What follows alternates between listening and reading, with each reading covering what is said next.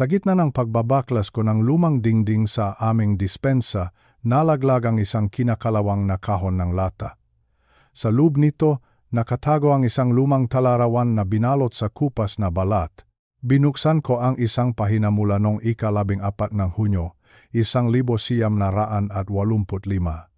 Doon ko nabasa ang mga salitang nagpahinto sa tibok ng puso ko. Nakita ko na naman siya, sulat ng asawa kong si Eduardo. Hindi ko mapigilang sundan ang bawat galaw niya. Nanigas ang buong katawan ko.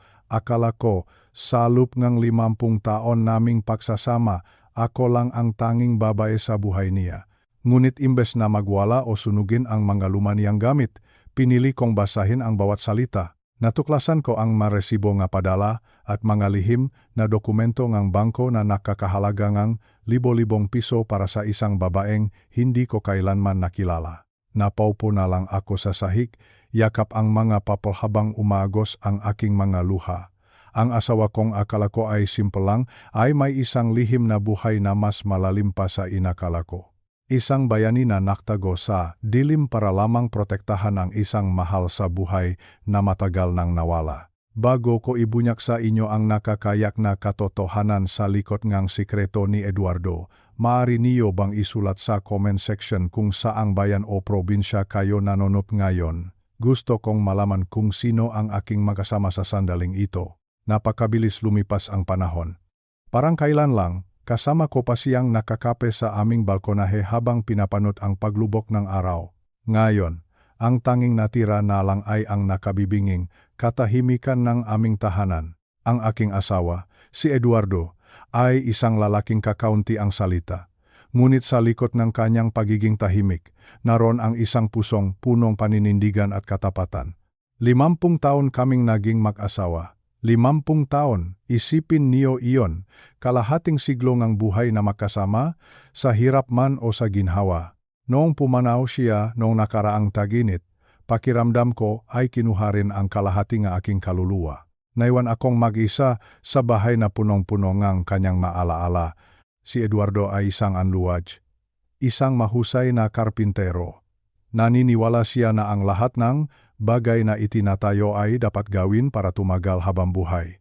Ang aming bahay ay isang buhay na patunay kanyang galing at dedikasyon. Ang bawat sulok, ang bawat hambangang pinto, at ang mga kasangkapang ginagamit ko araw-araw ay gawang ng kanyang sariling mga kamay. Madalas ko siyang makitang abala sa kanyang maliit na talyer sa likod bahay. Naririnig ko ang tunok ng kanyang martilyo at ang amoy ng sariwang tabla. Kapag gumagawa siyang isang gamit, ibinubuhos niya ang lahat ng kanyang atensyon dito. Ganon din ang paraan ng pagmamahal niya sa akin, tahimik. Walang masyadong salita, ngunit nararamdaman mo ang lalim at ang bigat. Isang pagmamahal na tapat at walang alinlangan. Naalala ko pa noong dekada ng 1980.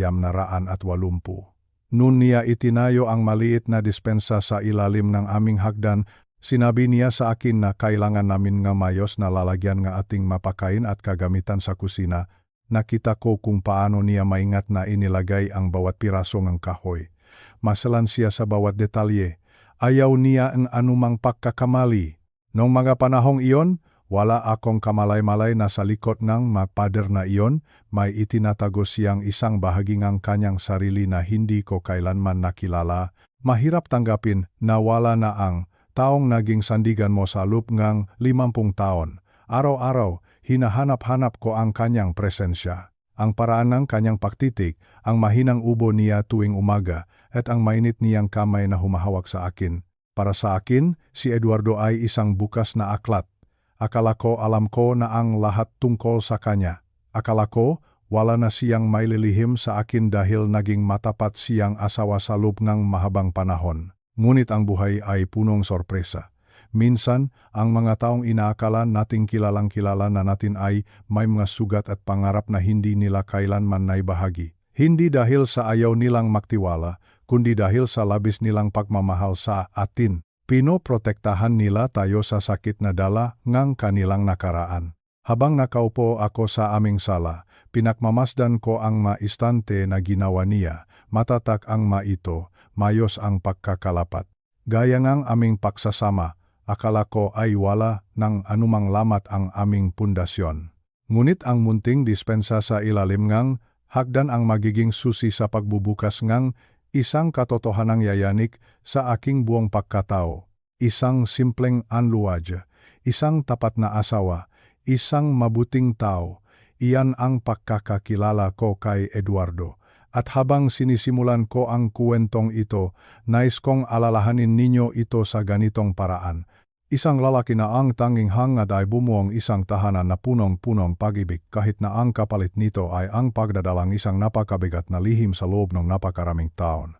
Isang taon na ang nakalilipas mula nung iwan ako ni Eduardo, isang mahabang taon ng pangungulila, isang taon ng pagising sa umaga na ang tanging kasama ay ang malami na unan sa aking tabi. Sinasabi nila na ang panahon ay nakapapawingang sakit.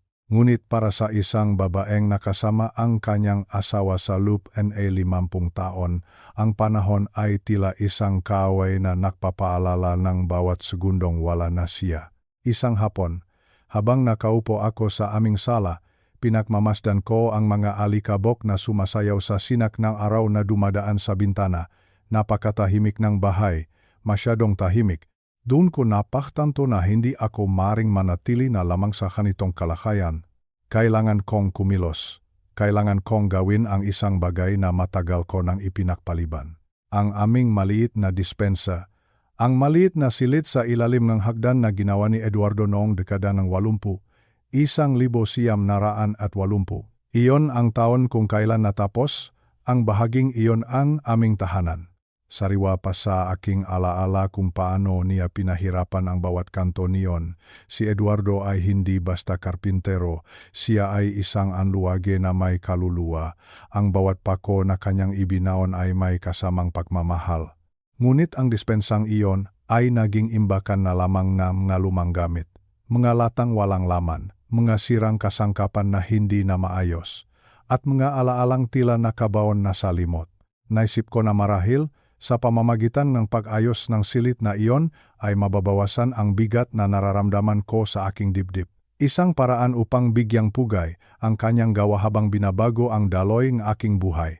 Tumayo ako at kinuha ang aking makagamitan sa paglilinis. Ang bawat hakbang ko patungo sa ilalim ng hagdan ay tila may kasamang kaba. Bakit ako kinakabahan? Ito ay bahagi lamang ng aming bahay. Ngunit tila may bumubulong sa akin na ang hapong ito ay hindi tulad ng ibang hapon. Binuksan ko ang pinto ng dispensa. Ang amoy ng lumang kahoy at alikabok ay agad na sumalubong sa akin. Iyon ang amoy ni Eduardo, amoy ng tablang bagong sapa, amoy ng pawis at pagsisikap. Napangiti ako ng bahagya habang hinahaplos ang dingding na gawa sa panel na kahoy.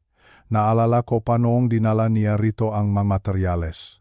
Masaya kaming nagtatawanan nun habang pinaplano kung saan ilalagay ang maistante para sa aming madelata at sakong bigas. Naisip ko, siguro ay matutuwa si Eduardo kung makikita niyang muli itong malinis. Gusto niyang laging maayos ang lahat, ayaw niyang kalat, ayaw niyang hindi organisadong gamit, kaya sinimulan ko ang paglipat ng makahon. 1, 2, 3. Ang bawat kahon ay tila isang kabanatang aming nakaraan, mga lumang laruan ng aming mga anak, mga gamit sa kusina na hindi na nagagamit.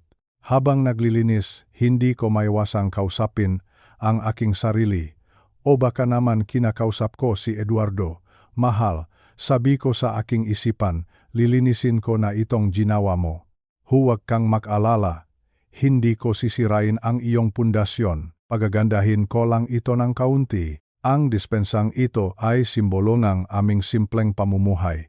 Noong dekada ng 80, hindi kami mayaman. Sapat lang ang kinikita niya sa pagkakarpintero para sa aming pamilya. Ngunit kahit kapos sa pera, hindi kami kapos sa pag-aaruga. Ang dispensang ito ang naging saksi sa aming pagtitiyaga. Dito namin itinago ang aming napangarap sa loob na magarapon na asukal at kape. Patuloy ang aking paggawa. Ang pagod ay tila hindi ko nararamdaman dahil sa pananabik. Ngunit sa bawat galaw ko, tila may isang bahaging dingding na kumukuha ang aking atensyon, isang bahagingang panel na kahoy na tila hindi nalapat sa pagkakapako nito. Maluwag ito. bahagyang nakausli. Naisip ko na baka anay na ang dahilan nito o baka naman dahil sa katandaan ng kahoy, kinuha ko ang isang martilyo at isang pait upang ayusin ito. Ngunit habang sinusuri ko ang maluwag na bahagi, napansin ko na may puwang sa likod nito. Hindi ito basta sira lang, tila may sadyang inilagay sa loob. Ang aking desisyon na maglinis sa araw na ito ay tila itinakdang ng tadhana. Kung hindi ako nagdesisyon na ayusin ang dispensang ito, hindi ko kailanman malalaman ang lihim na itinatago ng mapader na ito sa loob ng mahigit 40 taon. Ang bawat pakilos ko ay naging simula ng isang paglalakbay na hindi ko kailanman inaasahan. Ang desisyong ito, ang simpleng paglilinis na ito, ang naging mitsa upang mabuksan ang pinto ng nakaraan ni Eduardo. Isang nakaraang hindi niya kailanman ibinahagi sa akin. Isang lihim na nakabawan sa ilalim ng hagdan ay naghihintay na matuklasan sa tamang panahon. At ang panahong iyon ay dumating na. Hawak ko ang martilyo sa aking nanginginig na kamay. Pinakmasdan kong mabuti ang maluwag na panel ng kahoy sa dingding ng aming dispensa. May mali rito. Kilala ko si Eduardo. Siya ay isang perpektong anluwag. Hindi siya mag-iwan ng isang panel na hindi maayos ang pagkakapako maliban na lamang kung mayroon siyang mahalagang dahilan. Dahan-dahan, ipinasok ko ang dulo ng pait sa pagitan ng mga tabla. Narinig ko ang langit-ngit ng kahoy. Isang tunog na tila nagbabala sa akin na huwag ng magpatuloy. Ngunit ang kuryosidad ay mas matimbang kaysa sa takot. Sa isang malakas na hila, natanggal ang isang bahagi ng panel. Ang bumungat sa akin ay hindi mga anay o bulok na kahoy. Sa halip, nakita ko ang isang maliit na espasyo sa pagitan ng maposte ng dingding, isang hollow space. At doon, sa gitna ng kadiliman at mga sapot ng gagamba ay may nakalagay na isang maliit na kahon ng lata. Ito ay isang lumang kahon ng biskwit na may disenyong kupas na dahil sa kalawang at panahon. Maingat kong kinuha ito. Mabigat ito. Mas mabigat kaysa sa inaasahan ko para sa isang maliit na kahon. Nadama ko ang lamig ng bakal sa aking mapalat. Ang aking puso ay nagsimulang tumibok ng mabilis, tila bawat pintik ay naririnig ko sa buong silit. Inilabas ko ang kahon mula sa dispensa at dinala ko ito sa aming hapagkainan. Doon, sa ilalim ng maliwanag na ilaw ng bumbilya, pinagmasdan ko ang aking natuklasan. Maraming tanong ang pumasok sa aking isipan. Bakit ito itinago ni Eduardo sa luban ni Kipader? Bakit hindi niya ito sinabi sa akin? Kami ay mag-asawa sa loob ng 50 taon, wala kaming lihiman, o iyon ang akala ko. Nanginginig ang aking mga daliri habang sinusubukan kong buksan ang takip ng lata. Mahigpit ito dahil sa kalawang. Kailangan ko pang gumamit ng basahan upang mapuwersa ito. At sa wakas, sa isang malakas na tunog ng pagkabukas, sumingaw ang amoy ng lumang papel at ng panahong lumipas. Sa loob ng kahon, nakita ko ang isang bagay na binalot sa isang pirasong tela. Tinanggal ko ang tela at doon ko natakpuan ang isang notebook na binalot sa itim na balat. Isang leather-bound diary. Ang pabalat nito ay may magasgas, tanda na madalas itong hawakan at gamitin noong unang panahon. Binuksan ko ang unang pahina, walang pangalang nakasulat. Ngunit ang sulat kamay ay hindi mapagkakamalan. Iyon ang sulat ni Eduardo. Ang maletra ay maayos, diretso, at may paninindigan, tulad ng kanyang pagkatao. Ang unang entry ay may petsang 1980, ang taon kung kailan itinayo ang aming dispensa. Habang binubuklat ko ang mapahina, nakita ko ang mas simpleng tala tungkol sa kanyang trabaho, malistahan ng mga materyales, maguhit ng malamesa at upuan na kanyang ginagawa. Napangiti ako. Akala ko ay isa lamang itong notebook ng kanyang nga plano sa pagkakarpintero. Akala ko ay wala itong halaga. Ngunit habang lumalalim ang aking pagbabasa, ang tonong kanyang pagsusulat ay nagsimulang magbago. Mula sa mga teknikal na detalye, ang diary ay naging isang daluyang ng kanyang mga damdamin. Mga damdaming hindi niya kailanman naipakita sa labas.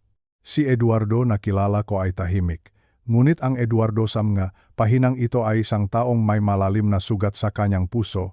Nakarating ako sa isang bahagi nga diary kung saan ang makapahina ay tila may mansang nga tuyong luha. Dun ko nabasa ang masalitang kailanman ay hindi ko inakalang isusulat niya. Ang ma-entry ay nagsimulang makwento tungkol sa isang taong hindi ko kilala. Isang babaeng nagngangalang Lourdes. Sino si Lourdes? Bakit puno ngang pangungulila ang bawat salitang isinusulat ni Eduardo tungkol sa kanya? Sa loob ng 50 taon, naniwala ako na ako ang sentro ng kanyang mundo. Ngunit ang diary na ito ay nakpapakita ng isang dimensyon ng kanyang buhay na nanatiling nakatago sa akin, gaya ng kahon na ito sa loob ng pader. Ang aking kamay ay nanginginig habang inililipat ko ang mapahina. Natatakot ako sa kung ano pa ang maari kong malaman. Mayroon bang ibang babae si Eduardo? Naktaksil ba siya sa aming sumpaan? Ang pag-iisip na iyon ay tila isang kutsilyong sumasaksak sa aking puso, ngunit kailangan kong malaman ang katotohanan. Utang ko ito sa aming 50 taon na pagsasama. Ang maliit na kahon lata na ito, na itinago sa dilim sa loob ng 4 na dekada, ay may dalang bigat na hindi ko inakalang makakayanan ko. Ang bawat salitang nakasulat sa diary na iyon ay tilam nga bulong mula sa kabilang buhay, na nagdadala nga sagot sa mga tanong na hindi ko naman itinanong. Naupo ako sa silya, yakap ang diary sa aking dibdib. Ang dispensang iyon, na akala ko ay magdadala lamang ng kaayusan sa aking bahay, ay nagdala sa akin sa harap ng pinakamalaking misteryo nga aking buhay. Isang lihim na itinatago ng isang tapat na anluwaje. Isang lihim na magbabago sa aking pananaw sa pag-ibig, sa pamilya at sa lalaking inakala kong kilala ko na ng buong buo. Ang bawat pahina ng diary ni Eduardo ay isang hakbang patungo sa katotohanang yayanik sa aking mundo. At habang tinititigan ko ang lumang kahon ng biskwit sa ibabaw ng lamesa, alam ko na wala ng balikan. Ang pader ay nabuksan na at ang katotohanan ay handa na ring lumabas. Dahan-dahan kong inilapak ang diary sa ibabaw ang aming lumang mesa. Huminga muna ako ng malalim bago muling ipagpatuloy ang pagbabasa. Ang bangong lumang papel ay tila nagdadala sa akin pabalik sa panahon kung kailan kami ay bata pa at punong pangarap. Ang mga unang pahina ay nagsimula noong taong 1980. Noong panahong iyon, si Eduardo ay nasa kalakasan pa ngang kanyang buhay. Ang kanyang nakamay ay magaspang ngunit puno ngang kasanayan. Sa bawat talata na aking binabasa, tila naririnig ko ang kanyang malumanay na boses. Ang ma-entry ay napakasimple. Napakapayapa. Isinusulat niya ang tungkol sa kanyang na ginawang proyekto. Halimbawa, isinulat niya noong 17 Marso na natapos na niya ang paggawangang isang matibay na dining table para sa pamilyang Santos. Sinabi niya na masaya siya dahil mababayaran na niya ang aming kuryente at makakabili pa ngang kaunting pasalubong para sa akin. Napangiti ako habang binabasa ko ang na ito.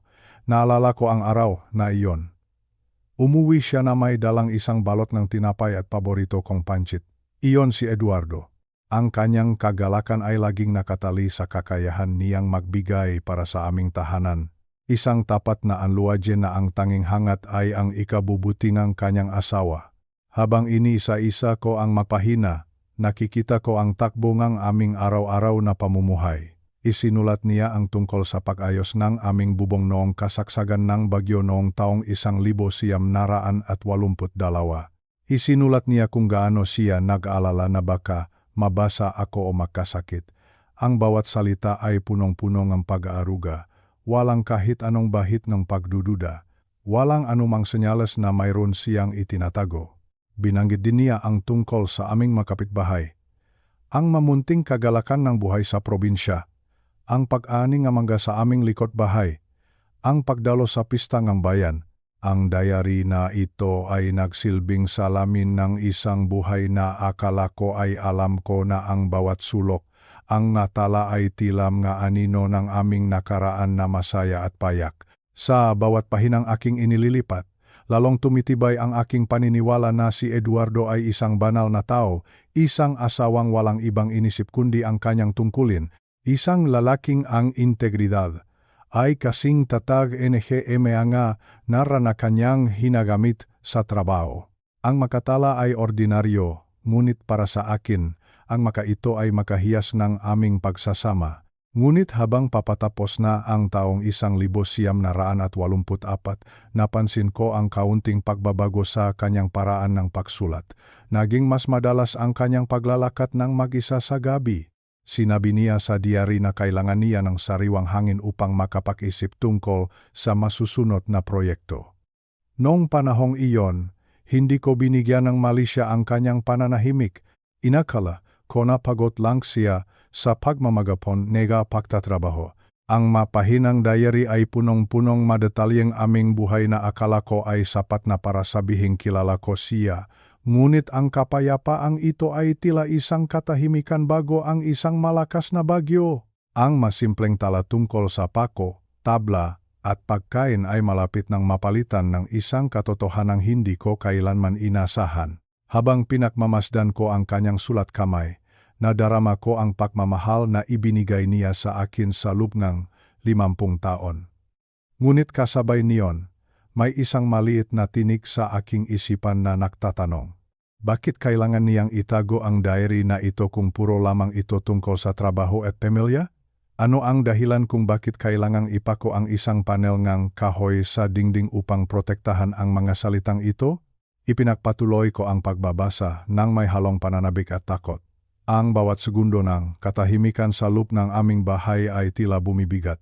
Ang mga pahina ng kahapon ay naghahanda na sa akin para sa isang bukas na hindi ko nais marating. Tumigil ang mundo ko nang marating ko ang pahinang may petsang 17 Hunyo, 1985. Ang tinta sa pahinang ito ay tila mas maitim, mas madiin ang pagkakasulat na parang nakmamadali o nanginginig ang kamay ni Eduardo habang isinusulat ito. Ang nga salita ay malinaw pa rin kahit lumipas na ang napakaraming taon. Ngayon sulat niya, nakita ko na naman siya. Hindi niya alam kung sino ako, ngunit hindi ko mapigilang bantayan siya mula sa malayo. Alam kong mali ito. Alam kong dapat akong lumayo. Ngunit ang kanyang mukha, ang kanyang mamata, kamukhang-kamukha niya, ang kapatid na nawala sa akin. Nabitawan ko ang diary. Ang aking puso ay nagsimulang tumibo ng napakabilis. Tila gustong kumawala sa aking dibdib.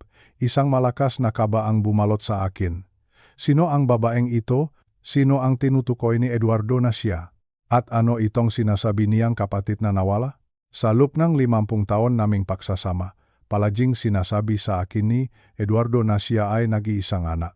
Sinabi niya na ang kanyang mamagulang ay namatay sa isang aksidente nung siya ay bata pa at wala na siyang ibang kamag-anak sa mundo. Naniwala ako sa kanya. Pinagkatiwalaan ko ang bawat salitang lumabas sa kanyang bibig. Ngunit ang entry na ito mula noong 1985 ay nagpapakita ngang isang malaking kasinungalingan. Isang lihim na itinago niya sa loob ng 4 na dekada. Naramdaman ko ang lamig ng hangin sa loob ng bahay. Biglang naging madilim ang paligid sa aking paningin. Pakiramdam ko ay nagtaksil sa akin ang taong pinakamahal ko sa buong mundo. Naisip ko, noong taong iyon, noong 1985, kami ay tila nasa rurok ng aming kaligayahan, wala kaming malaking away, wala kaming anumang problema sa aming relasyon, ngunit sa likod nga aking likuran, si Eduardo pala ay may ibang pinagtutunan ng pansin.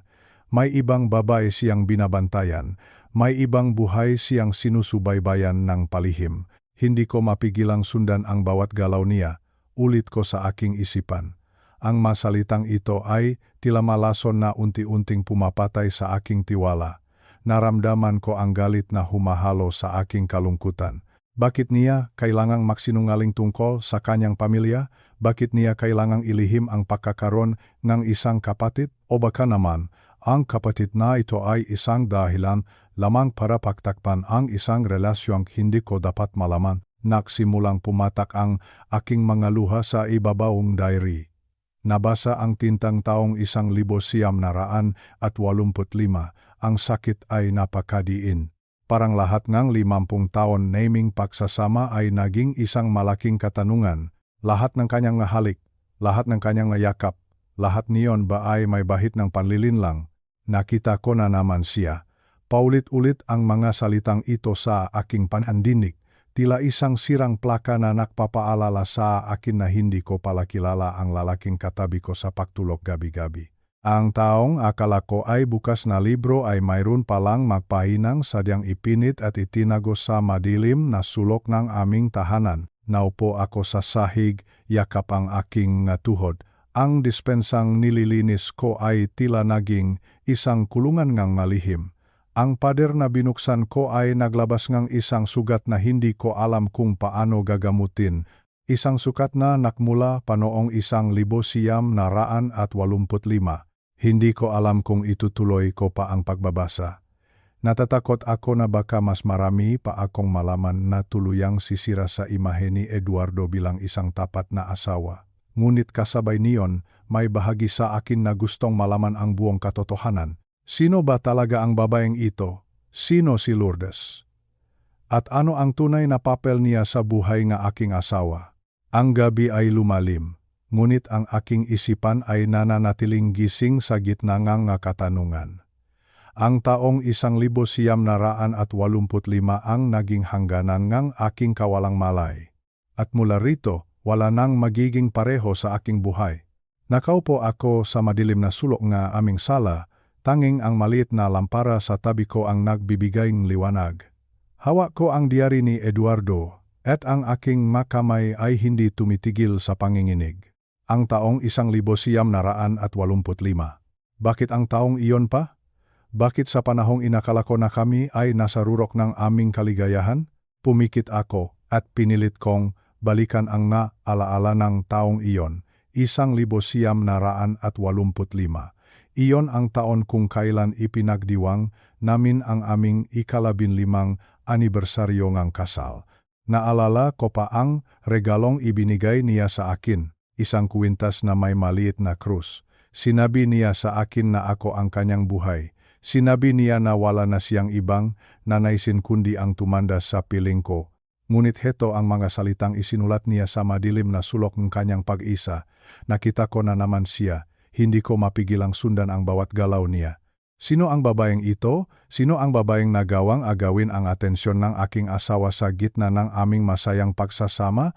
Ang pagdududa ay tila isang lason na unti-unting kumakalat sa aking mga ugat. Napakasakit isipin na habang ako ay nagluluto ng aming hapunan, habang ako ay naglalaban ng kanyang mga damit, habang ako ay nananalangin para sa kanyang kaligtasan, si Eduardo ay may ibang iniisip. Eduardo, bakit? Iyan ang tanong na paulit-ulit na sumasagi sa aking isipan.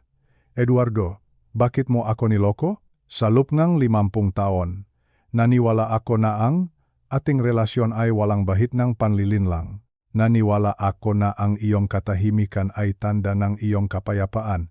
Ngunit ngayon, nakikita ko na ang katahimikang iyon ay isang pader na itinayo mo upang itago ang iyong nalihim. Naramdaman ko ang panunuyo ng aking lalamunan. Ang bawat pahina ang diary ay tila naging mabigat, kasing bigat ng katotohanang unti-unting bumubukas sa harap ko. Inisip ko kung ilang beses siyang nagdahilan na may tatapusing trabaho sa ibang bayan, ngunit ang totoo ay pinupuntahan niya ang babaeng ito. Inisip ko kung ang mangiting ibinibigay niya sa akin pag-uwi ay mangiting ang pagtatago ng kasalanan. Niloko niya ba ako? Iyan ang tanong na ayaw kong sagutin, ngunit hindi ko matakasan. Ang sakit ng pagtataksil ay hindi lamang tungkol sa pisikal na ugnayan. Mas masakit ang pagtataksil sa isipan at sa puso. Ang malaman na ang iyong asawa ay may mundong hindi kakabilang. Isang mundong sadyang ipinakait sa iyo. Napatingin ako sa labas ng bintana. Sa kadiliman gabi, ang bituin ay tilam nga matang nakmamasid sa aking pagdadalam hati. 1985, isang taon na punong tawanan sa aming tahanan. Ngunit puno rin palang pananahimik sa puso ni Eduardo. Ang aking isipan ay naglalakbay sa mga sandaling inakala kong perpekto kami. Ang bawat yakap niya sa akin tuwing gabi, ang bawat hawak niya sa aking kamay sa loob ng simbahan, ang lahat ba niyon ay isang pagpapanggap lamang? O baka naman, ako ay isa lamang sa kanyang maobligasyon habang ang kanyang puso ay nasa ibang lugar. Ang hapdieng pagdududa ay hindi may paliwanag. Ito ay isang uri ng sakit na nagpapahina sa iyong tuhod at nagpapabigat sa iyong dibdib. Nais kong sumigaw, nais kong itanong sa kanyang puntot kung bakit niya ito ginawa. Ngunit ang tanging sumasagot sa akin ay ang tunong bentilador at ang tibok na sarili kong puso. Eduardo, akala ko ay kilala kita. Akala ko ay ikaw ang aking bayani. Ngunit sa bawat salitang binabasa ko sa diary na ito, tila naglalaho ang imahe ng lalaking minahal ko sa loob ng 50 taon. Ang nakikita ko na lamang ay isang estranggero. Isang lalaking may malihim na hindi ko kailanman inakalangkaya niyang dalhin. Patuloy ang pag-agos ng aking maluha. Ang mapahinang diary ay nabasa, ngunit hindi nito kayang hugasan ang sakit na nararamdaman ko. Ang taong 1985 ay naging isang madilim na marka sa aking kasaysayan. Isang markang hindi na mabubura kahit anong paglilinis ang gawin ko sa aking alaala. Ipinagpatuloy ko ang pagbabasa ng may halongput at pangungulila. Ngunit habang inililipat ko ang mapahina ng diary, ang kwento ay nagsimulang makaroon ng ibang kulay. Ang entry na sumunod sa petsang 1985 ay nagbigay ng isang impormasyong yayanik sa pundasyon ng aming buong pamilya. Isinulat ni Eduardo ang tungkol sa kanyang pagkabata. Ang kwentong palagi niyang sinasabi sa akin ay ito. Siya ay nag-isang anak at ang kanyang magulang ay namatay sa isang malubhang aksidente noong siya ay 8 taong gulang pa lamang. Sinabi niya na wala siyang ibang kamag-anak, kaya pinalaki siya sa isang bahay ampunan hanggang sa makatayo sa sarili niyang mga paa. Ngunit ang katotohanang nakasulat sa diary ay malayo sa kanyang sinabi sa akin. Lourdes, sulat niya, ang aking maliit na kapatid, ang aking bunsong kapatid. Nabitawan ko ang diary sa pagkakataong ito. Ang aking paghinga ay naging mababaw. Isang kapatid, may kapatid si Eduardo, at ang pangalan niya ay Lourdes. Sa loob ng 50 taon, wala siyang binanggit na kahit ano tungkol sa isang kapatid. Palagi niyang sinasabi na siya ay nag-isa sa mundo bago niya ako nakilala. Ayon sa diary, hindi lang si Eduardo ang nakaligtas sa aksidenteng iyon. Kasama niya ang kanyang nakababatang kapatid na si Lourdes. Ngunit dahil sa tindi nga kahirapan at sa gulo nga sistema nga mga bahay ampunan noong panahong iyon, sila ay nagkahiwalay. Sila ay pinahiwalay nga tadhana at 6 taong dapat sana ay naalaga sa kanila. Inilarawan ni Eduardo ang sakit ng sandaling kinuha sa kanya si Lourdes. Ang iya ng isang bata na nagmamakawang huwag silang paghiwalayin. Ang sugat na iyon sa kanyang puso ay hindi kailanman nahilom. Ang kanyang buong buhay ay ginugol niya sa paghahanap sa kanyang nawawalang kapatid. Dito ko naunawaan ang dahilan ng kanyang katahimikan. Hindi ito dahil sa wala siyang pakialam, kundi dahil ang kanyang puso ay puno ng isang lihim na pait. Isang pait na hindi niya gustong ibahagi sa akin dahil natatakot siyang madamay ako sa kanyang kalungkutan. Naramdaman ko ang isang matinding hiya. Ang aking naunang pagdududa tungkol sa kanyang pagtataksil ay tila naglaho, napalitan ng isang malalim na awa. Ang babaeng tinutukoy niya sa diary, ang babaeng binabantayan niya mula sa malayo noong 1985 ay hindi isang kalaguyo. Siya ay si Lourdes, ang kanyang kapatid na matagal na niyang hinahanap. Natagpuan ko na siya, sulat ni Eduardo sa diary. Matapos ang napakaraming taon, natagpuan ko na ang aking kapatid. Ngunit siya ay mayroon ng sariling buhay. Mayroon na siyang asawa at mga anak. Mukha siyang masaya. Mukha siyang payapa. Bakit hindi niya ito sinabi sa akin? Bakit kailangan niyang magsinungaling at sabihing siya ay nag-isang anak? Habang binabasa ko ang kanyang magapaliwanag, unti-unting bumubukas ang aking mga mata sa lalim ng kanyang sakripisyo. Sinabi niya sa diary na ayaw niyang guluhin ang buhay ni Lourdes. Natatakot siya na kung magpapakita siya, ang mga masasakit na alaala ng kanilang nakaraan ay muling babangon at sisira sa kapayapaang tinatamasa ng kanyang kapatid. Pinili niyang manatili sa anino. Pinili niyang maging isang estranghero para lamang sa ikabubuti ng kanyang mahal sa buhay. Ang kasinungalingan tungkol sa kanyang nakaraan ay hindi dahil sa masama siyang tao, ito ay dahil sa labis niyang pagmamahal. isang pagmamahal na handang magtiis ng pangungulila para sa kaligayahan ng iba, isang pagmamahal na kayang dalhin ang lahat ng bigat ng mag-isa. Napaupo ako at niyakap ang diary sa aking dibdib. Ang bawat salita ni Eduardo ay tila isang haplos sa aking kaluluwa. Ang taong akala ko ay nagtataksil sa akin ay isa pa lang na bayaningang kanyang sariling kuwento. Isang lalaki na ang tanging kasalanan ay ang sobrang pag-alaga sa mga taong mahal niya. Ngunit ang sakit ay naroon pa rin. Ang sakit na malaman na sa loob ng 50 taon, dinala niya ang krus na ito ng mag-isa. Isipin niyo ang bigat niyon. Ang makita ang iyong kapatid mula sa malayo, ang malaman ang kanyang pangalan, ang malaman kung saan siya nakatira, ngunit hindi mo siya maaring yakapin, hindi mo siya maaring tawaging kapatid. Eduardo, napakabigat ng iyong pinagdaanan. Patawarin mo ako sa aking mga maling akala. Patawarin mo ako kung sa tingin mo ay naging madali ang ating buhay dahil lamang sa nakikita ko ang iyong ngangiti. Ngayon ko lang naintindihan na ang bawat pako na ibinaon mo sa mga kahoy ay may kasamang panalangin para kay Lourdes. Ang diary na ito ay hindi lamang talaan ng sikreto. Ito ay isang testamento ng isang pusong hindi sumuko sa pag-ibig kahit na ang kapalit nito ay ang mabuhay sa isang malaking kasinungalingan. Ang katotohanan tungkol kay Lourdes ay simula pa lamang ng mas malalim na sakripisyo na matutuklasan ko sa mga susunod na pahina. Habang binubuklat ko ang pahina ng diary ni Eduardo, tila nararamdaman ko ang bawat pinti ng kanyang puso na punong ampait. Sa kabanatang ito, isinalaysay niya ang pinakamadilim na bahagi ng kanyang kabataan, isang bahagi na kailanman ay hindi niya naikwento sa akin sa loob ng 50 taon naming pagsasama. Ito ang kwento ng kanilang pagkakahiwalay. Ang sugat na hindi kailanman nahilom sa loob ng kanyang kaluluwa. Isinulat ni Eduardo ang tungkol sa araw na namatay ang kanilang magulang. Noong panahong iyon, siya ay 8 taong gulang pa lamang. At ang kanyang kapatid na si Lourdes ay 4 na taong gulang. Pagkatapos ng libing, dahil walang ibang kamag-anak na gustong kumuha sa kanila, dinala silang makinatawan ng pamahalaan. Dinala sila sa isang malamig at madilim na gusali, isang bahay ampunan. Ang paglalarawan ni Eduardo sa sandaling iyon ay napadurok sa aking puso. Sinabi niya na mahigpit ang hawak niya sa maliit na kamay ni Lourdes. Nangako siya sa kanyang kapatid na hindi niya ito iwan. Huwag kang umiyak, Lourdes, sabi daw niya noon. Narito lang si Kuya, poprotektahan kita. Ngunit ang pangakong iyon ay binaliwala ng mataong nakasuot ng uniforme. Isang hapon, dumating ang isang sasakyan. Sinabi nga mga tagapangalaga na kailangang ilipat si Lourdes sa ibang pasilidad.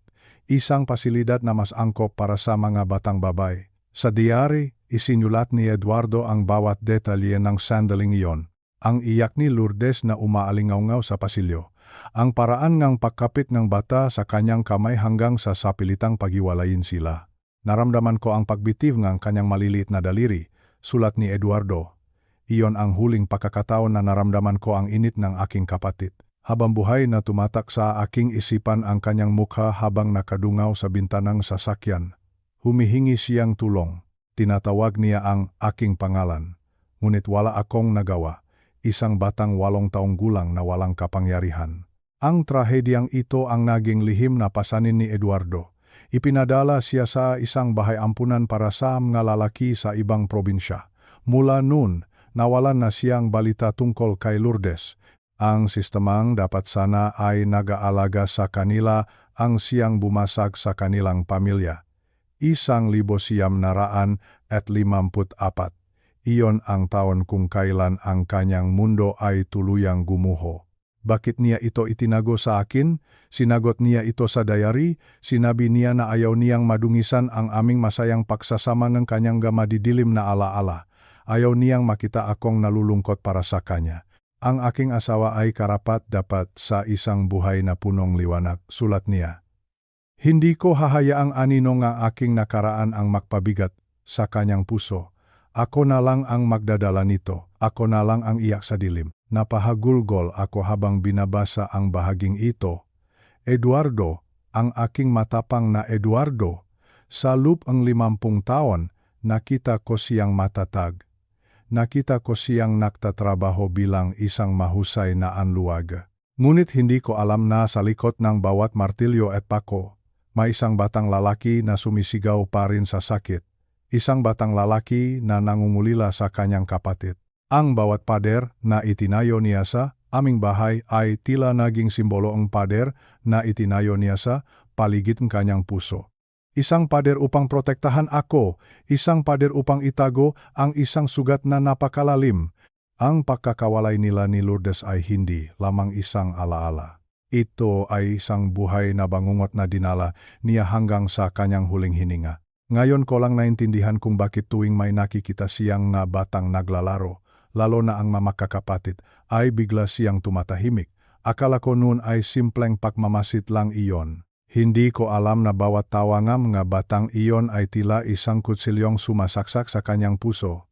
Naalala niya ang kapatid na hindi niya nagawang protektahan.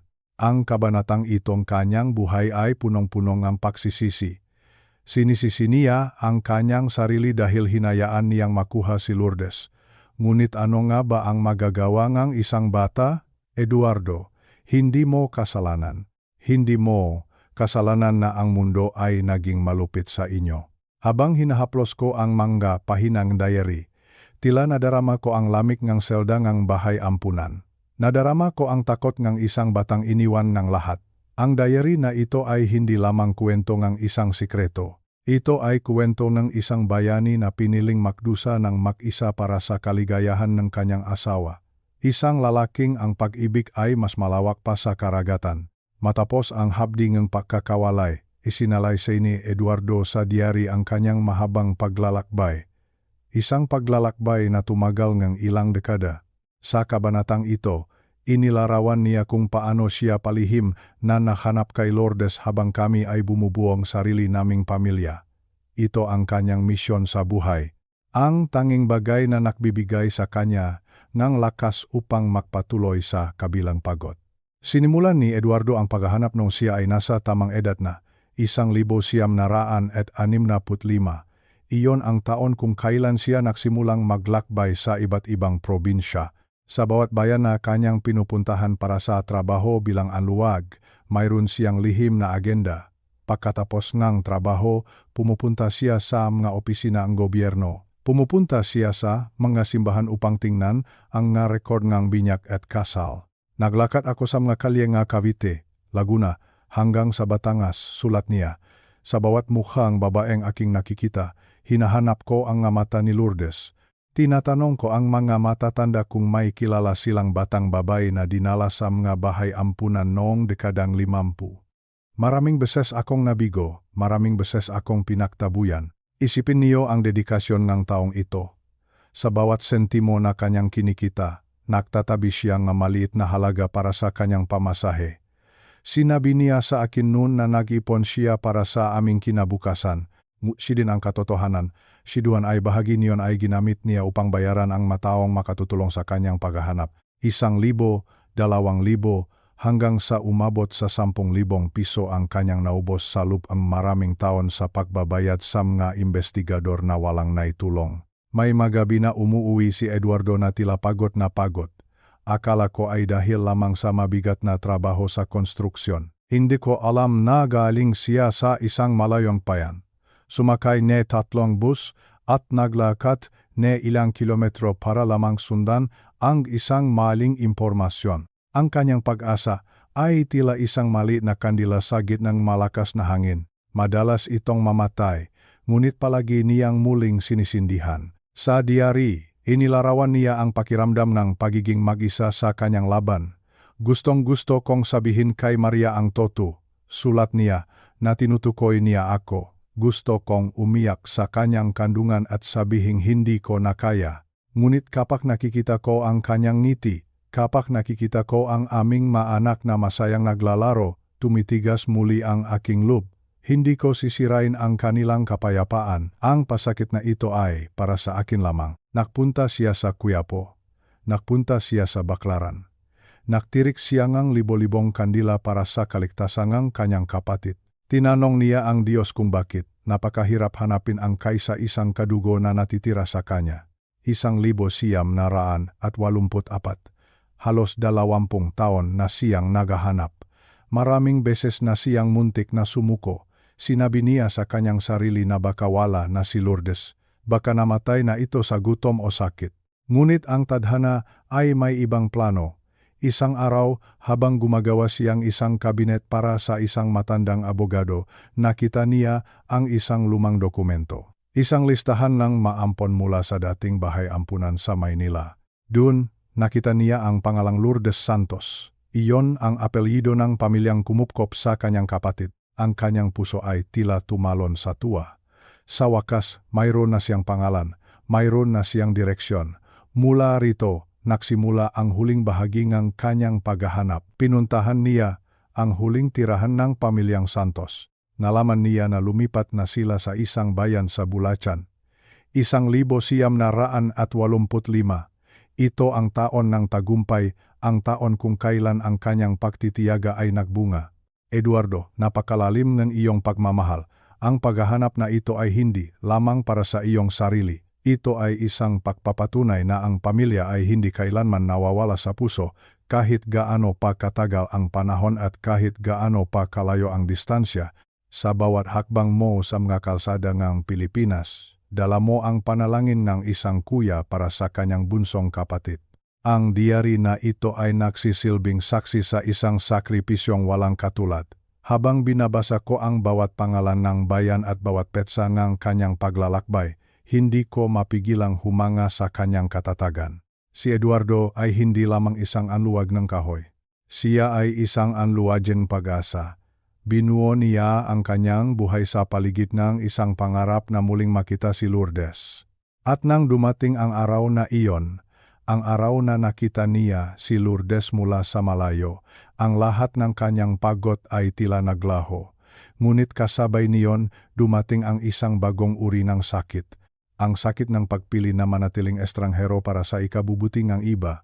Ang kabanatang itong kanyang paghahanap ay nagtatapos sa isang tagumpay na may halong pait. Isang lihim na misyon na natapos, ngunit hindi kailanman na ipagdiwang. Noong taong 1985, iyon ang taon na hindi ko kailanman malilimutan. Isang taon na puno ng init ng araw, ngunit may dalang kakaibang lamig sa aking dibdib. Ako si Eduardo. Sa mahabang panahon, ang tanging bitbit ko sa aking paglalakbay ay ang isang lumang litrato at ang pangalan ng aking kapatid na si Lourdes. Naglakad ako sa kalsadang isang maliit na bayan. Malapit lang ito sa aming tinubuan, ngunit parang ibang mundo na ito para sa akin. Ang hangin ay may amoy ng tuyong damo at usok ng sinisigawang dumi sa likod bahay, karaniwang tanawin sa lalawigan. Ang matao ay abala sa kani-kanilang buhay. May mga batang naglalaro ng patintro sa kalsada. May mga lola na nagbabantay sa kanilang maliliit na sari-sari store. Ang sabing isang kakilala, dito raw nakatira ang isang babaeng nagngangalang Lourdes. Isang babaeng may mabuting loob at laging nakangiti. Ang bawat hakbang ko ay mabigat. Ang aking makatsinalas ay putpot na sa kalalakat. Ang bulsa ko ay may lamang ilang barya na lamang, marahil ay nasa 10 piso na lang ang natitira para sa aking pamasahe pauwi. Pero hindi mahalaga ang pera. Ang mahalaga ay mahanap ko siya. Tumigil ako sa tapat ng isang bahay na gawa sa kahoy at semento, malinis ang bakuran. May mga tanim na rosas at sampaguita sa paligid. Napakabango. Doon, sa may beranda, nakita ko ang isang babae. Siya ay nakaupo sa isang tinitiklop na upuan. May hawak siyang karayom at sinulid tila nagtatahi ng isang maliit na damit ng bata. Ang kanyang buhok ay nakapusot ng maayos, ang kanyang mukha. Diyos ko, ang kanyang mukha. Kahit lumipas ang maraming taon, kilala ko ang mamatang iyon. Iyon ang mga matang katulad ng sa aming namayapang ina. Siya, si Lourdes, ang aking kapatid. Tumigil ang mundo ko sa sandaling iyon. Ang ingay ng masasakyan at ang huningang maibon ay biglang nawala. Ang tanging naririnig ko na lang ay ang mabilis na tibok ng aking puso. Dug, dug, dug. Parang sasabog ang dibdib ko sa sobrang kaba at tuwa. Gusto kong tumakbo. Gusto kong sumigaw. Gusto kong tawagin ang pangalan niya ng napakalakas.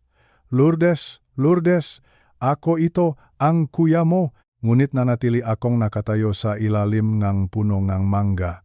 Ilang metro ang layo sa kanilang bakod. Nagtago ako ng bahagya upang hindi niya ako mapansin. Nakita ko ang isang lalaking lumabas mula sa loob ng bahay. Marahil ay ang kanyang asawa. May dala itong baso ng tubig at iniabot sa kanya ng may pagmamahal. Pagkatapos, dalawang bata ang tumakbo patungo sa kanya. Nanay, nanay, ang sigaw ng bata. Niyakap sila ni Lourdes. Ang kanyang tawa ay parang musika sa aking pandinig. Isang tawang punong kapayapaan, isang tawang nagsasabing siya ay masaya, siya ay ligtas, siya ay may pamilyang nagmamahal sa kanya. Dun ako nagsimulang umiyak.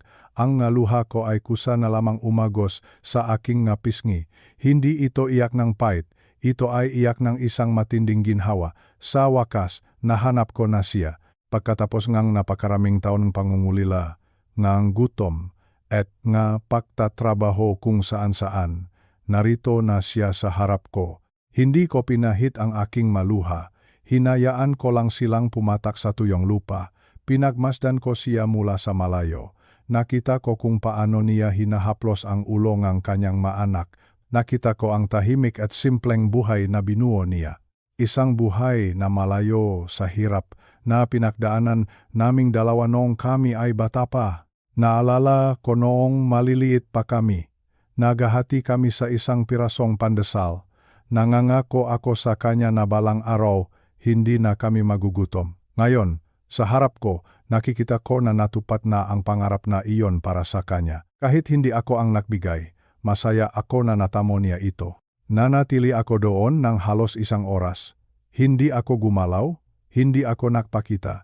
Sapat na sa akin ang makita siyang buhay at malusog. Sapat na sa akin ang malaman na hindi na siya nag-iisa. Nang magsimula nang lumubog ang araw, unti-unti na akong lumingon para umalis. Ang bawat hakbang palayo ay masakit. Ngunit may kasamang kapanatagan. Sa aking isipan, paulit-ulit kong sinasabi, mahal kita, Lourdes. Mahal na mahal kita, aking kapatid. Pagkatapos ng araw na iyon, hindi ako nakatulog ng mayos. Naruna ko sa aking maliit na silid, nakahiga sa isang manipis na banig. Ang tanging liwanag ay mula sa isang gasera na unti-unti nang naubusan ng gas. Ang isip ko ay bumabalik sa mukha ni Lourdes. Ang kanyang ngiti. Ang kanyang nga anak. Naisip ko, paano kung lumapit ako? Paano kung kumatok ako sa kanilang pintuan at sabihing, Lourdes, ako ang iyong kuya Eduardo? Naisip ko ang magiging reaksyon niya. Marahil ay magugulat siya. Marahil ay yayakapin niya ako ng mahigpit. Marahil ay iyak kaming dalawa sa tuwa. Ngunit may isang takot na lumalamon sa aking puso. Ang aking buhay ay puno ng dilim. Marami akong pinagdaanan na hindi maganda. Ang aking makamay ay magaspang dahil sa mabigat na trabaho. Ang aking nakaraan ay puno ng sugat na hindi pa lubos na naghihilom. Ang aking buhay ay isang paalalang hirap at sakit. Samantalang si Lourdes, siya ay namumuhay sa liwanag.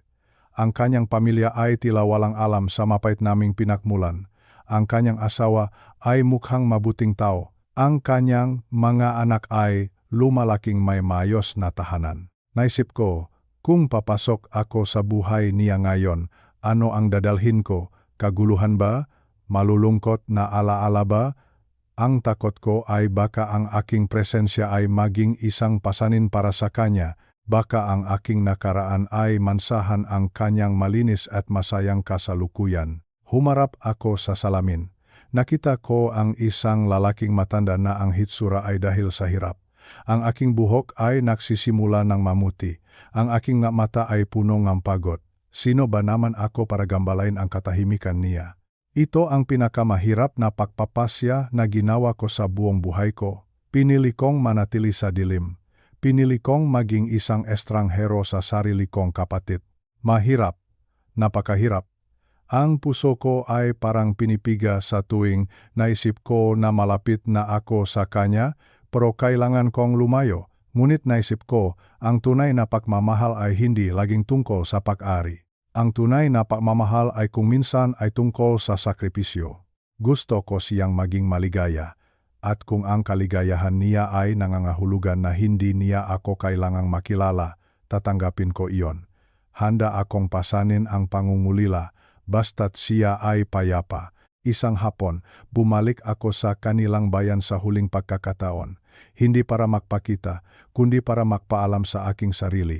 Nakita ko siyang naglalakad patungo sa simbahan, nakasuot siyang ang puting bestido, napakaganda niya. Gusto ko siyang habulin, gusto ko siyang tawagin. Ngunit nanatili akong nakatago sa likod ng isang poste ng kuryente.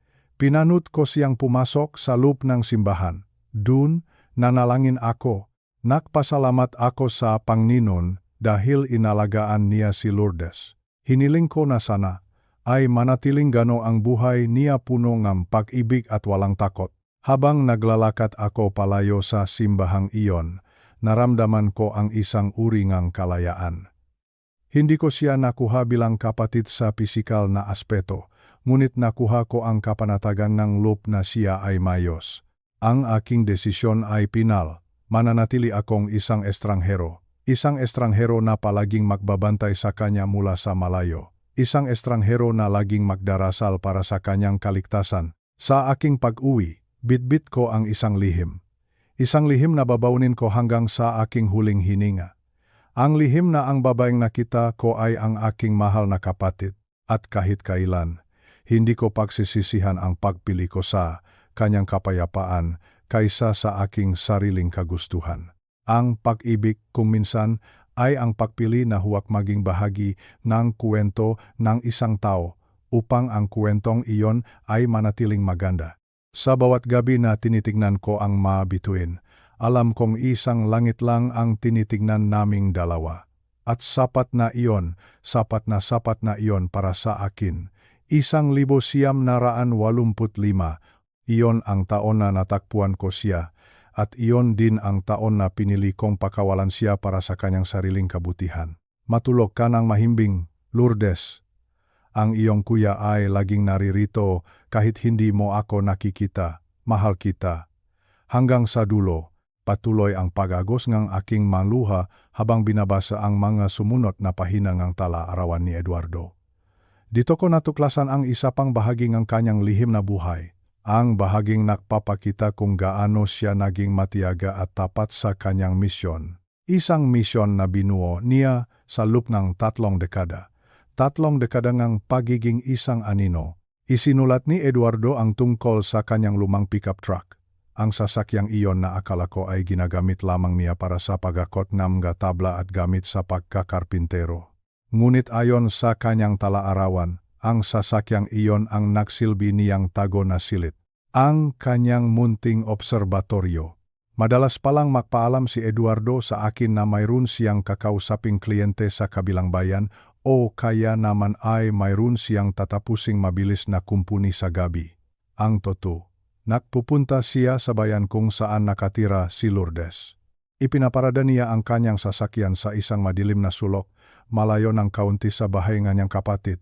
Ngunit sapat na ang layo upang makita niya ang pintuan ng bahay nito. Ngayong hapon, sulat niya noong 15 Mayo, nakita ko siyang lumabas para kunin ang sulat sa mailbox. Nakasuot siya ang dilaw na duster, mukha siyang masaya. Nakita ko ang pangiti niya abang tinitignan ang isang sobra. Sapat na yon sa akin. Ang makitang mayos ang kanyang kalagayan ay parang gamot sa aking pagod. Napahawak ako sa aking dibdib. Isipin niyo ang lalim ng pagtitiis na iyon, ang makita ang iyong kaysa isang kapatid sa loob ng maraming taon, ngunit kailangan mong manatiling nakatago sa likod ng manibela. Nakikita niya si Lourdes na nakdidilik ng halaman. Nakikita niya itong namimili sa palengke tuwing Sabado ng umaga. Sinusundan niya ang bawat kilos nito, hindi dahil sa masamang hangarin, kundi dahil sa labis na pag-aalala. Inilarawan ni Eduardo sa tala-arawan ang mga pagkakataong gusto niyang bumaba sa sasakyan. Gusto niyang tumakbo patungo sa kanyang kapatid at yakapin ito ng napakahigpit. Gusto niyang sabihin, Lourdes, ako ito, ang iyong Kuya Eduardo. Hindi kita kinalimutan. Ngunit sa bawat pagkakataon na hawak na niya ang hawakan ng pinto ng sasakyan, tumitigil siya. Inaalala niya ang kanyang pangako. ang pangakong hindi guguluhin ang kapayapaan ni Lourdes. Ako ang kanyang bantay, sulat niya sa isang pahina. Ako ang anghel na hindi niya nakikita. Hanggat nakikita kong payapa ang kanyang pagtulog at ang kanyang pagising, sapat na iyon para sa akin. Hindi ko kailangan ng pasasalamat. Hindi ko kailangan na malaman niya ang aking pangalan. Ang mahalaga ay ligtas siya. Ang dedikasyong ito ni Eduardo ay nagbigay sa akin ng bagong pananaw sa kanyang pagkatao.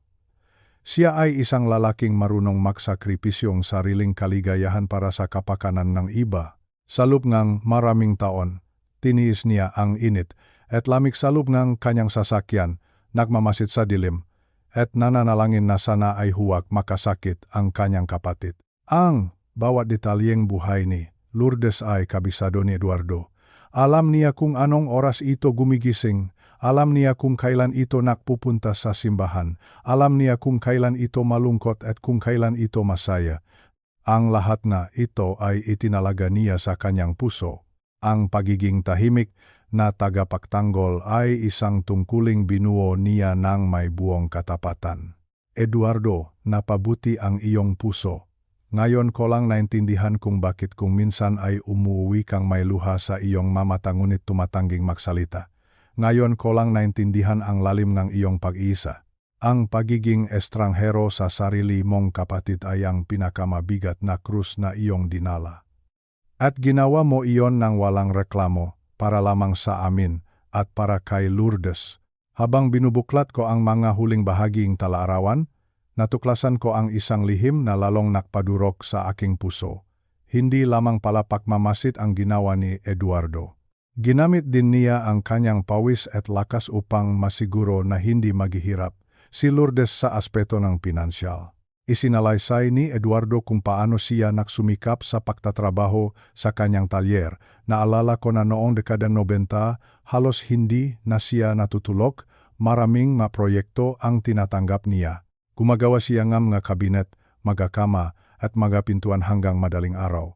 Akala ko nun ay nag-ipon siya para sa pag-aral ng ating sariling mga anak. Ang totoo, mayroon pa siyang ibang pinaglalaanan ng kanyang pagod. Nalaman ni Eduardo na ang asawa ni Lourdes ay isang simpleng manggagawa lamang at kung minsan ay kinakapos sila sa pambayad ng magastusin. Upang makatulong ng hindi nalalaman ng kanyang kapatid, gumawa siya ng isang napakatalino ngunit napakamapakumbabang paraan. Kinausap ni Eduardo ang mayaring maliit na tindahan kung saan naktatrabaho si Lourdes bilang kahera. Hindi siya nakpakilala bilang kapatid. Nagpakilala siya bilang isang malayong kamag-anak na nais tumulong na nanggagaling sa anino. Sa bawat buwan, nag-iwan si Eduardo ang isang sobre na may lamang pera. Ngayong araw, sulat niya sa talaarawan, iniwan ko ang halagang 5,000 piso sa kanyang amo. Sinabi ko sa kanya na ibigay ito kay Lourdes, bilang dagdag na bonus o kaya ay pagtaas ng sahod. Sinabihan ko ang amo na huwag babanggitin ang aking pangalan. Hayaan nilang maniwala si Lourdes, na bunga iyon kanyang sariling pagsisikap. May mga buwan na mas malaki ang ibinibigay ni Eduardo. Kapag alam niyang magpapasukan na o kaya ay may kailangang bayaran sa ospital ang pamilya ni Lourdes, nag-iwan siya ng 10,000 piso. Ang perang iyon ay galing sa mga gabing hindi niya ipinagpahinga. Ang perang iyon ay galing sa kanyang kamay na puno ng paltos at sugat mula sa paglalagari ngahoy.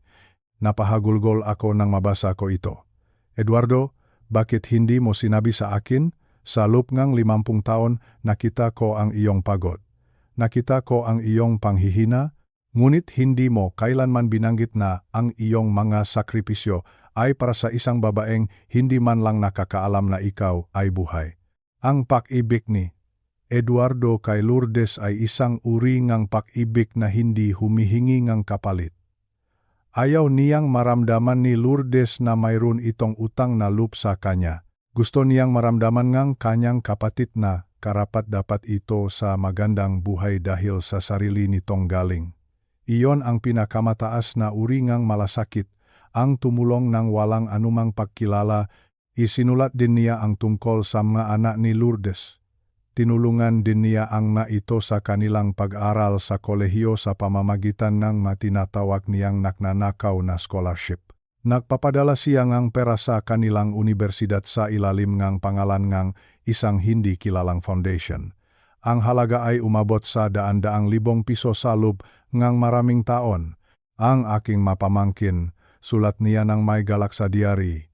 Hindi man nila ako kilala bilang kanilang Tito Eduardo.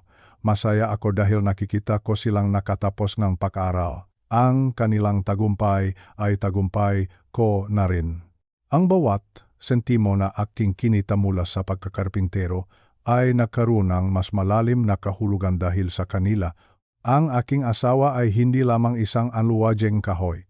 Siya ay isang anluwajeng buhay. Binuo niya ang kinabukasan ng ibang tao habang nananatili siya sa dilim. Ang bawat sobrangang pera na kanyang ibinigay ay isang sobrangang pag-asa. Ito ang kanyang paraan upang bawiin ang lahat ng taon na sila ay nakawalay. Ngayon, habang hawak ko ang tala-arawan, nararamdaman ko ang bigat ng bawat sakripisyo ni Eduardo. Ang bawat pawis na pumata mula sa kanyang noo ay naging kagaan sa buhay ni Lourdes, isang bayani na walang kapa. Isang asawang ang katapatan ay lumampas pa sa aming sariling tahanan. Eduardo, patawarin mo ako kung kinsan ay nagreklamo ako sa iyong pagtatrabaho ng sobra. Ngayon ko lang naintindihan na ang bawat pako na iyong ibinaon ay may kasamang dalangin na sana ay maging sapat ang prang iyong ipapadala. Ang iyong lihim ay hindi isang kasalanan. Ang iyong lihim ay ang pinakamagandang kwento ng pag-ibig na aking nabasa. Isang pag-ibig na kailanman ay hindi namamatay, kundi nagbabago lamang ang anyo sa loob ng nalihim na sobra. Habang palalim ako ng palalim sa pagbabasa ng tala-arawan ni Eduardo, tila lalong bumibigat ang aking pahinga. Hindi ko akalain na ang aking asawa, na isang simpleng anluwaj, ay may kakayahang bumuo nga nito kalaking plano. Isang plano na hindi para sa kanyang sarili, kundi para sa kinabukasan ng mataong hindi man lang siya nakikilala. Sa huling bahagi ngahon ng lata, sa ilalim ng diary, nakakita ako nga lumang dokumento mula sa isang tanyak na universidad sa Maynila. May mga resibo rin ng bank transfer na nagpapatunay ng mga transaksyon sa loob ng maraming taon. Doon ko natuklasan ang katotohanan tungkol sa tinatawag niyang nagnanakaw na scholarship. Isinulat ni Eduardo kung paano niya pinag-ipunan ang bawat sentimo mula sa kanyang na proyektong mabalasik. Noong panahong akala ko ay sapat lang ang kinikita namin para sa ating pang-araw-araw na pagkain, lihim na pala'y naktatabi si Eduardo ngang malalaking halaga, 1,000, 5,000 hanggang sa umabot ito sa milyong piso. Ngayong araw, sulat niya sa diary, natapos ko ng bayaran ang huling semestre ng panganay na anak ni Lourdes. Napadala ako ngang para sa universidad sa ilalim ngang pangalang isang hindi kilalang tagapagpala. Sinabi ko sa diyan na ang scholarship na ito ay para lamang sa mga anak ni Lourdes Santos dahil sa kanilang galing at sipag. Hindi nila dapat malaman na ang prang ito ay galing sa pawis ng isang karpintero. Napahawak ako sa aking mukha habang umiyak. 1,000,000 piso. Isipin niyo ang halagang iyon. Sa ating bansa, ang halagang iyon ay katumbas ng libo-libong oras ng paglalagari, pagpupukpok, at pagbubuhat ng mabibigat na tabla. Si Eduardo ay hindi kumakain sa labas. Hindi siya bumibili ng magabagong damit. Ang kanyang sapatos ay luma na at butas-butas pa ang talampakan. Akala ko nun ay dahil lamang sa pagiging matipid niya. Ang totoo, bawat pisong matitipid niya ay katumbas ngang isang aklat o isang matrikula para sa kanyang napamangkin. Isinalaysay niya ang galak na naramdaman niya nang malaman niyang nakapagtapos na bilang profesional ang anak ni Lourdes. Ang isa ay naging guro at ang isa naman ay naging engineer. Sa kanyang diary, idinikit pa niya ang isang maliit na clipping mula sa diaryo tungkol sa mga bagong board passers. Bilugan ang mapangalan ng maanak ni Lourdes. Sila ang aking maapo sa tuhod, sulat niya ng may pagmamalaki. Hindi man nila ako kilala, alam ko na ang dugong na nananalaytay sa kanilang maugat ay galing sa pamilyang hindi sumuko.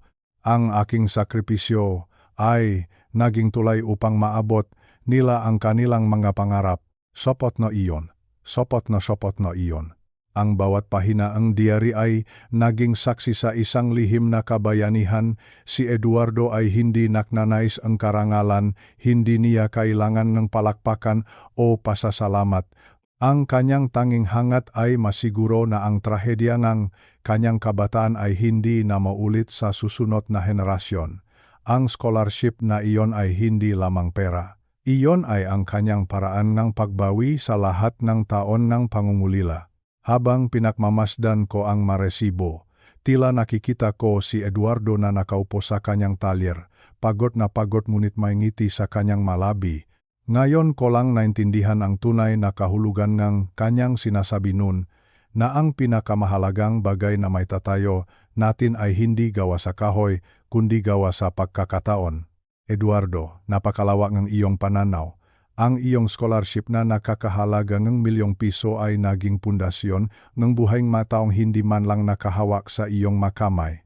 Ikaw ay isang anluwaje na nagtayo ng mapangarap sa gitna ng kadiliman, at ang iyong lihim, bagaman mabigat, ay naging pinakamaliwanag na bahagi ng ating kasaysayan. Dahan-dahan kong isinara ang talaarawan ni Eduardo. Nanatili akong nakaupo sa sahig na aming dispensa, yakap ang lumang kahon sa aking dibdib. Ang katahimikan sa loob ng bahay ay tila naging banal. Ang bawat sulok ng aming tahanan ay nakaroon ng bagong kahulugan sa aking paningin. Dito ko napagtanto ang isang napakalaking katotohanan. Akala ko noong una si Eduardo ay nagtaksil sa akin. Akala ko ay mayroon siyang ibang babae dahil sa mga lihim na entry sa diary noong 1985. Ngunit sa pagtatapos ng aking pagbabasa, nalaman ko na si Eduardo ay hindi lamang isang tapat na asawa. Siya ay isang santo sa aking paningin. Dinala niya ang lahat ng sakit, ang lahat ng pangungulila, at ang lahat ng sakripisyo ng mag-isa sa loob ng 50 taon naming pagsasama. Siniguro niya na ako ay mamumuhay sa liwanag. Hindi niya hinayaan na madapuan akong aninong kanyang malungkot na nakaraan. Pinili niyang maging isang estranghero sa kanyang sariling kapatid upang manatiling payapa ang aming mundo. Para kay Maria, sulat niya sa huling pahina ng diary, ilang buwan bago siya pumanaw, sana ay mapatawad mo ako sa aking mga lihim. Hindi ko gustong maglihim sa iyo dahil sa kawalan ng tiwala, ginawa ko ito dahil mahal na mahal kita. Gusto kong manatili ang imahe nga ating masayang pamilya na walang bahit ng pait. Kung sakaling mabasa mo ito, sana ay malaman mo na ikaw ang aking lakas sa bawat araw na kailangan kong magtago sa anino. Naramdaman ko ang isang matinding pagsisisi dahil pinag-isipan ko siya ng masama. Eduardo, patawarin mo ako. Akala ko ay kilala na kita, ngunit mayroon ka palang pusong mas malalim pa sa karagatan. Ikaw ay isang asawang naging bayani hindi lamang sa akin, kundi sa isang pamilyang hindi man lang nakakaalam ng iyong sakripisyo. Ang pag-ibig ni Eduardo ay hindi iyong uringang pag-ibig na maingay at humihingi nga atensyon.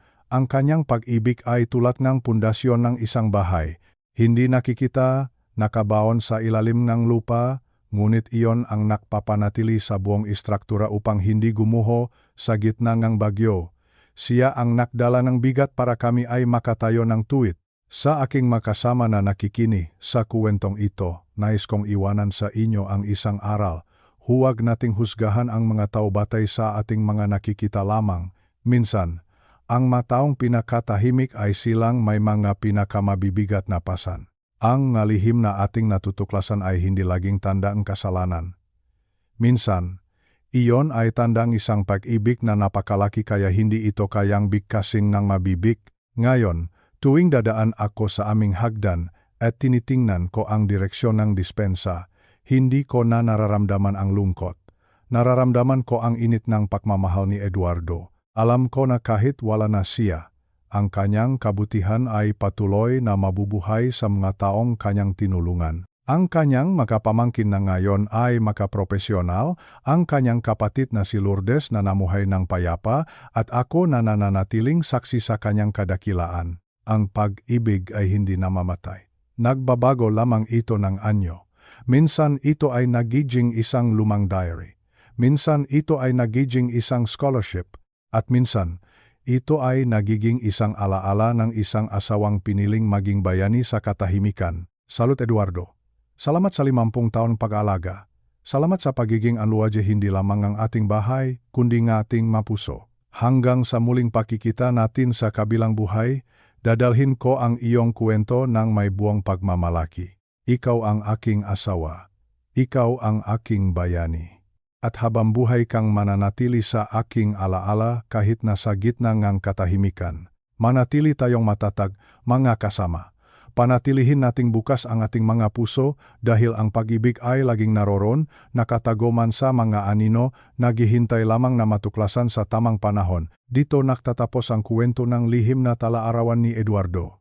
Ngunit para sa akin, ito ay simula pa lamang ng isang mas malalim na paglalakbay. 75 taon na ako sa mundong ito. Sa loob ng 50 taon naming pagsasama bilang mag-asawa, akala ko ay wala na siyang maililihim sa akin. Ngunit napatunayan ko na ang puso na tao ay mas malalim pa sa anumang karagatan. Mga kasama, lalo na sa ating manasadapit hapon na ng buhay, alam natin na ang ating mapinagdaraanan ay hindi laging madaling ipaliwanag. Si Eduardo ay hindi perpekto. Ngunit siya ay isang lalaking naintindihan na ang tunay na pag-ibig ay hindi laging kailangang ipagsigawan sa buong mundo.